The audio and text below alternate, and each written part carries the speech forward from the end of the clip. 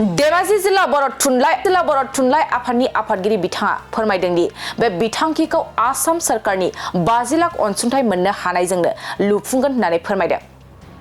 गगामुगनिफ्राय Bimal गयारिनि report Bodoland बुब्लि। बे समाव फुंबिलिनि बयनिसिमबो गाहाम हामलायनाय जासिबाय आरो लोगोसे रादाबगिरि नोंथांमोननिसिमबो फुंबिलिनि गाहाम हामलायनाय जासिबाय। दा दिनै मोनसे गोथार सान होननानै जों सानना लानांगोन। बे गोथार सानाव आसाम सरकारा मोनसे फोसावनाय बर' थुनलाइ आफादनि मोनफ्रोमबो जिल्लानो 50 लाख होनायनि जि स्किम फोसावनाय, बे स्किम फोसावनायखौ धेमाजि जिल्लायाबो गिबि खेबावनो मोननो हादों। दा बेखौ आसाम सरकारा होनायनि थाखाय आसाम सरकारनि चिफ मिनिस्टार बा आसाम सरकारखौ जोङो बे ओनसोलनि जानानै बा बर' थुनलाइ आफादनि जानानै बर' फरायसा आफादनि जानानै जों साबायखर जासिहरबाय। आरो बे स्किमखौनो मोनजेननानै दिनै धेमाजि जिल्ला बर' थुनलाइ आफादा गिबि बेनि खुन्थिया मावख' लुनो थाखाय खुन्थिया गायसनदों। बेवहाय बिथांमोना बाहागो लानो धेमाजि जिल्ला दुलाराय बर' फरायसा आफादनि जानानै आंखौ खावलायदों। दा बे समाव आं बिथांमोननोबो साबायखर जासिदों। दा बियो जोंनि थाखाय मोनसे मोनसे समनि जोंनि थाखाय जारिमिन जानानै थागोन।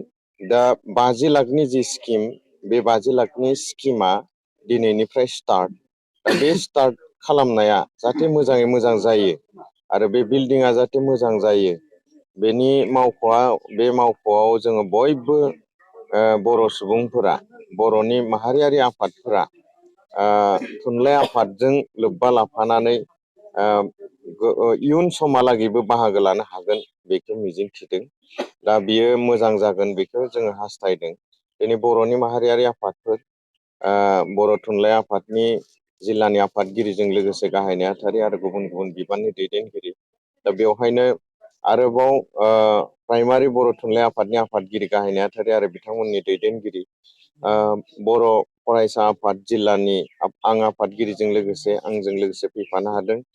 बेवहायनो बुंथिगिरि आरो नेहाथारि, गुबुन गुबुन बिबाननि दैदेनगिरि बिथांमोन आरो गगामुग दख'रा दुलाराय बर' फरायसा आफादनि आफादगिरि नेहाथारिजों लोगोसे गुबुन गुबुन बिबाननि दैदेनगिरि बिथांमोनजों लोगोसे बेखौनो लुनो लानाय बेनि जि एस्टिमेट बानायग्रा इन्जिनियार, बिथाङाबो बेवहाय बाहागो लादों।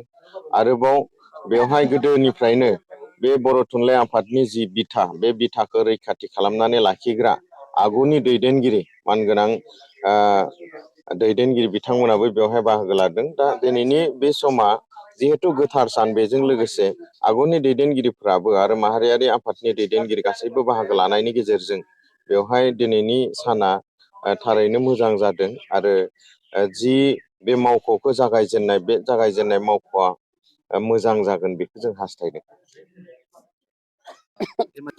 दिनै धेमाजि जिल्ला बर' थुनलाइ आफादनि थाखाय खोब जारिमिनारि सान। मानोना जोंनि धेमाजि जिल्ला बर' थुनलाइ आफादा गायसनजानाया गोबाव सम जाबोबायमोन, नाथाय जोंहा दिदोमै गंसे मावखुलि गैयामोन। दानि आसाम सरकारनि मानगोनां मुख्यमन्त्रि मिनिस्टार डक्टर हिमन्त बिश्व शर्मानि दैदेननायाव जोंनि बर' थुनलाइ आफादनि पातगाव बोसोरसालिया जथुम्मायाव बुंनाय बायदि जोंनो 50 लाख रां गिबि धेमाजि जिल्लानो अनसुंथाइ हरनाय जादों आनथाइ फान्डनि हेफाजाबै।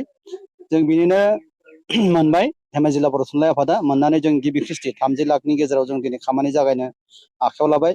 बे खुन्थिया गायसननायाव जों धेमाजि जिल्ला बर' थुनलाइ आफादनि गासै बिबानगिरिफोरजों लोगोसे धेमाजि जिल्ला बर' फरायसा आफादनि दैदेनगिरिफोर, लोगोसे बड'नि प्राइमारि बर' थुनलाइ आफादनि दैदेनगिरिफोर, धेमाजि प्राइमारि बर' थुनलाइ आफादनि दैदेनगिरिफोर आरो गगामुग दख'रा बर' फरायसा आफादनि मानगोनां दैदेनगिरिफोर, लोगोसेयैनो जोंनि फंबायफोर रादाब बुथुमगिरि बिथांमोननि नुजाथिनायाव आरो अफिसियेलनि टेकनिकेल एसिस्टेन्टनि हेफाजाबाव दिनै जों खुन्थिया गायसननो हाबाय।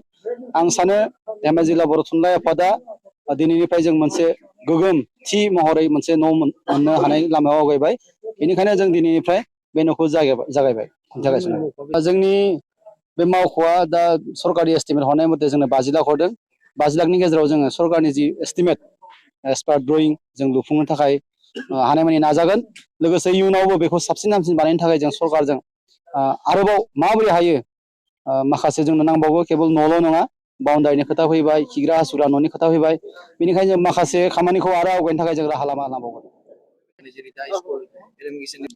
जोङो बिसेसकरि धेमाजि जिल्ला बर' थुनलाइ आफादा जों मैखोम खामानि मावबाय दं दानि जिथु NEP निउ इडुकेसन पलिसिनि मथे जायफोर स्कुलफोर सरजाबनो नागिरनाय जाय सिंगल टिचार जिर' टिचार जालांनाय बेफोर स्कुलखौ गासै एमालिगेसन खालामनो नागिरनाय बेखौ जों गोबारै हेंथा होदों जों दुलाराय बर' थुनलाइ आफादजों मैखोमै जुजिबोबाय दं नाजाबोबाय दं आरो सेपारेट डिरेक्टर बर' मिडियाम बेजोंबो जों खोब जगाजग लाबाय दं लोगोसे दुलाराय बर' फरायसा आफादनि दैदेनगिरि बिथांमोनजोंबो जों जगाजग लाबाय दं दा जेसेबां हायो धेमाजि जिल्लायाव जेसेबां बर' फरायसालि दं LP टु हाइ स्कुलसिम जोङो गंसेबो एमालिगेसन खालामनो होआलासिनो जाहाथे बोरै बासायनो हायो जोंनि बर' फरायसालिफोरखौ बेखौ जों मैखोम नाजाबोबाय दं आरो जेसेबां आवगोलनिफ्राय दिनैसिम जेसेबां टिचार भेकेन्ट जालांबाय माबा ड्रप पस्ट ओंखारबाय बेफोरखौबो जोङो अफिसियेलि नाजाबोबाय दं आरो गुबुन लेंगुवेजनि जेब्ला टिचारफोर जोंनि बर' मिडियामाव फैदो बिसोरखौबो जों होखारनायनि एबा जों गनायनि राहा लानाय जों मैखोम नाजाबोबाय दं आरो बिदिनो जों दावगालांबाय दं जों सानो बर'नि गेजेराव दाबो सोलोंथाइनि गोबां जेंना दं बेनिखायनो जों बर' सोलोंथाइनि जेंनायाव जेसेबांखि जेंना जेंसि फैया मानो जों जिरायना थाया जों सुस्रांनो थाखाय जेरैखि जाया जों नाजालांबाय थागोन होनना जों सानो धेमाजि जिल्ला बर' थुनलाइ आफादा এটি বিশেষ বিজ্ঞাপন বাজাজ বাইক ক্ৰয় কৰিব বিচৰা ইচ্ছুক গ্ৰাহকসকলৰ বাবে এটা ভাল খবৰ কোকৰাঝাৰ চহৰত থকা ডাউহাৰু অটো এজেন্সিয়ে festival loan and exchange offer দি আছে গ্ৰাহকসকলে আগতীয়াকৈ কম পৰিমাণৰ টকা দি নিজৰ পছন্দৰ দুচকীয়া বাহন ক্ৰয় কৰিব পাৰিব বাজাজ কোম্পানীৰ সকলো ধৰণৰ মডেল পোৱা যাব Pulsar city Platina avenger Dominar আৰু নতুনকৈ লঞ্চ হোৱা বাজাজ মডেলৰ পালসাৰ N150 খনো পোৱা যাব